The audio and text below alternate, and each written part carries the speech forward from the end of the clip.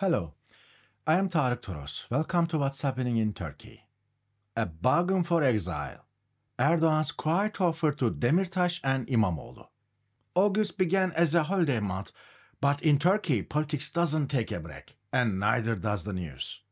A new chapter has quietly opened in what the government is calling the Terror-Free Turkey initiative, effectively a renewed Kurdish peace process. Following the PKK's recent announcement that it plans to disarm, a special parliamentary committee has been formed to explore political solutions. This committee includes MPs from across the political spectrum. Initially, the main opposition party, the CHP, refused to join, but after a private meeting between the head of Turkey's National Intelligence Agency and the CHP leader, the party agreed to participate. Still, the committee's legality is under scrutiny.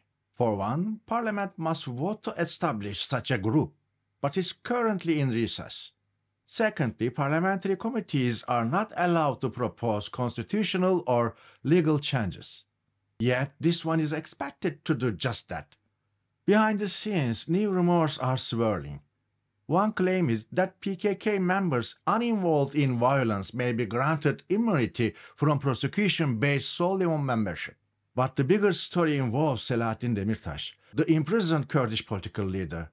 He's been behind bars since 2016. It's said that if he agrees to go into exile, he could be released.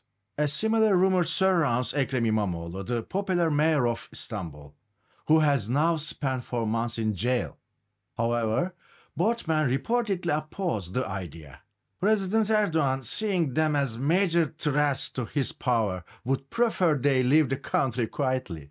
But he also knows they are not going anywhere. Not terror, but negligence is killing soldiers. A series of scandals in the Turkish military. In recent years, Turkey hasn't lost soldiers to terrorism on a large scale, but a new wave of tragic deaths, caused not by combat, but by alleged negligence, has shocked the nation and sparked public anger. 2 recent incidents have drawn particular attention. In one, 12 soldiers died from gas poisoning while searching a cave for the remains of a comrade who was killed in a past operation. The cause of the gas remains unknown, and disturbingly, the missing body wasn't in the cave. In another case, 2 soldiers died during a routine training exercise. The official cause was dehydration, but autopsy results pointed to poisoning. Reports have also emerged from the same unit alleging mass punishment drills, enforced as discipline after some soldiers reportedly went AWOL. It's claimed these brutal methods may have directly contributed to the deaths. The military has offered no clear explanation. Transparency is lacking. Details are hidden from the public, and the truth remains buried, along with the soldiers. Copy-paste scandal. Next isn't local, it's stolen. The latest tech scandal goes straight to the top, to the presidential palace. Selçuk Bayraktar, Erdoğan's son-in-law and head of Turkey's prominent drone manufacturer, recently unveiled a new social media platform called Next Social. Presented as a local, ethical, ad-free alternative to Western platforms. He also launched Next Messaging, a supposed Turkish rival to WhatsApp. The branding claimed it was fully developed in Turkey, but questions quickly arose. Is it really local? Is our data safe? It didn't take long for developers and journalists to discover the truth. Next Social is not an original creation. It's a rebranded version of Mastodon, an open-source platform developed in Germany. According to Mastodon's open-source license, any reused code must also be transparently shared, a basic rule of the open-source community.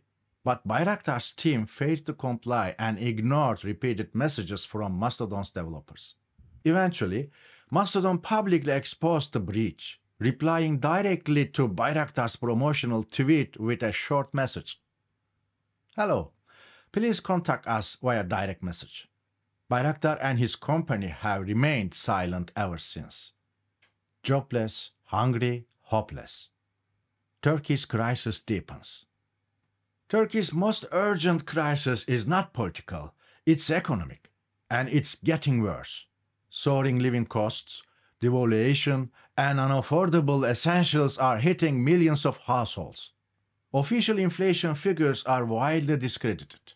The real cost of living is far higher.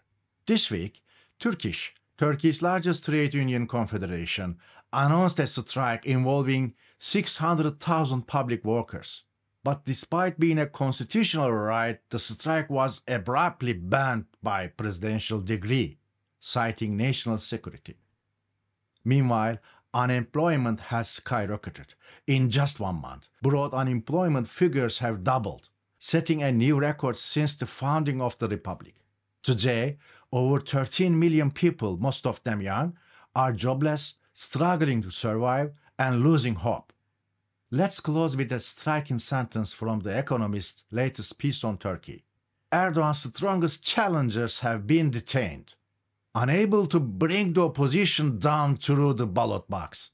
Turkey's president is using the courts to do the job instead. I am TARIK TOROS. Thank you for watching What's Happening in Turkey. See you next week.